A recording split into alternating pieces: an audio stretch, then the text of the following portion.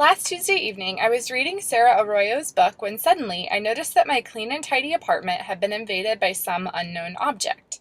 At first, I watched it and wondered what it was. My mom, who was visiting from Florida, had just made dinner, so I wondered if it was a stray piece of food. My hand could have easily reached down to brush it aside, and maybe I would have tried, but suddenly, the piece of food did something that food does not usually do. It moved.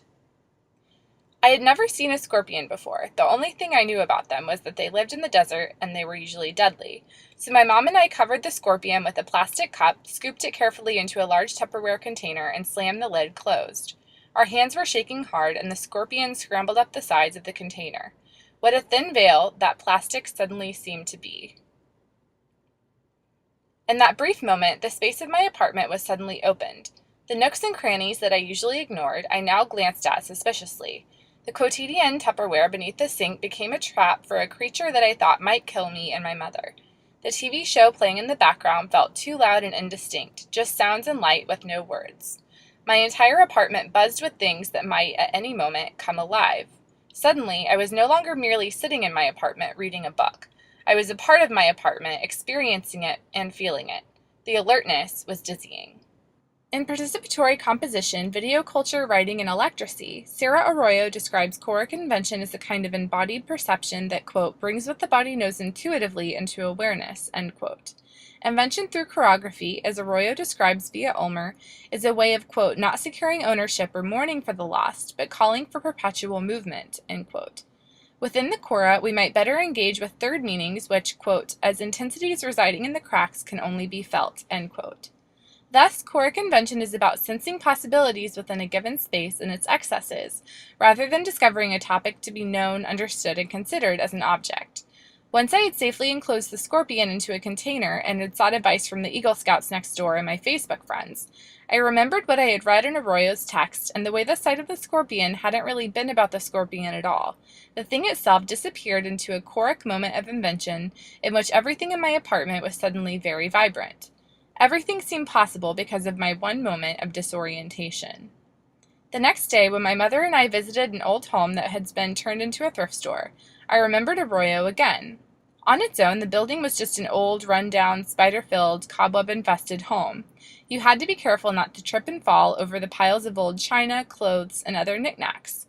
Taken individually, the various pieces were not all that interesting.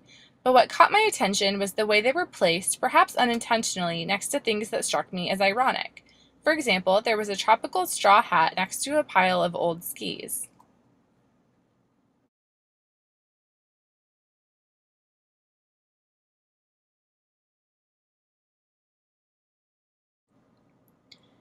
There was an old lamp next to a very sharp knife.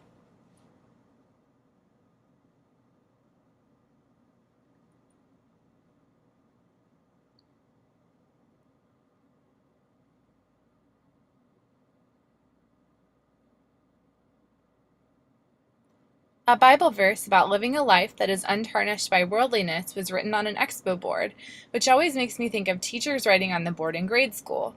Next to the board, there is a slightly broken television.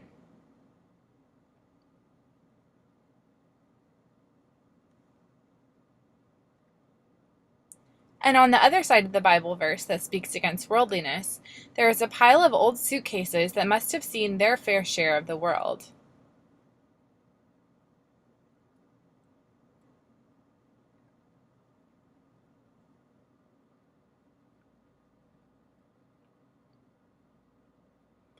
A lady sorting through a pile of old shoes takes one out and sits it down before me. "Pretty," she says. She leaves it there for me to try on.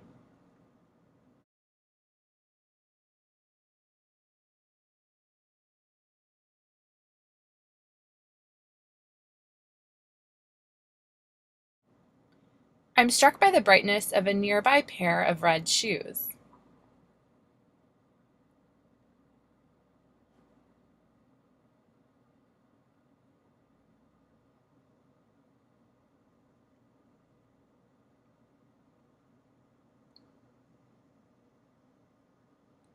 In each image, the contrast between various elements creates a new element until I am no longer focusing on the individual elements themselves, but on their interactions and on their possible meanings they generate and uncover.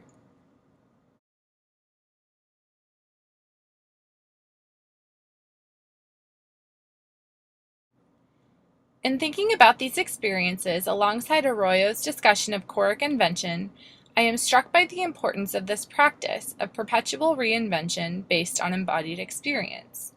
There is first of all such an exciting moment that occurs when invention is tied not to a thing or idea itself, but rather to the interplay between several seemingly disparate elements that nonetheless speak to one another.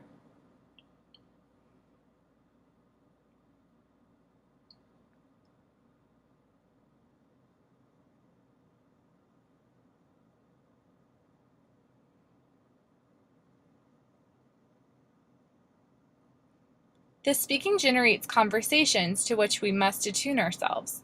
But perhaps more importantly, when the scorpions in our lives make themselves known, we cannot always depend on logical thinking and reason to guide us. There is not always time to fact check and determine the most reasonable course of action.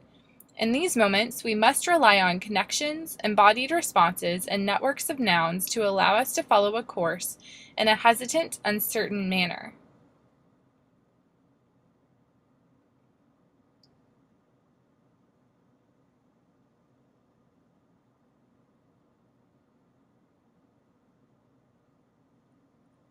This hesitation and uncertainty has value because it ensures that we constantly remake ourselves and leave the possibility open for ourselves to be remade.